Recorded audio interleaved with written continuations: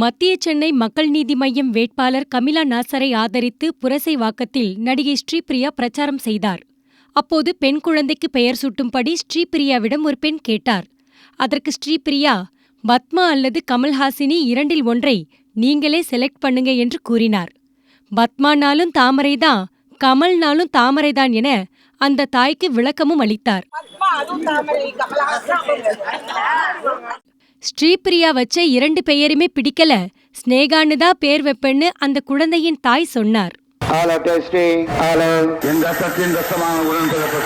என் உயிரினும் மேலான அன்பு உடன்பிறப்புகளே, செய்வீர்களா? நீங்கள் செய்வீர்களா? அத்தனை கட்சி கூவி கூவி அழைச்சு இன்னைக்கு கூட்டணி சேர்த்திட்டு இருக்கிறாங்க. யுத்தம் செய்ய மாட்டேன்னு போயிட்டேன்னு சொன்ன உடனே கோவலைன்னு சொல்லுவாங்க.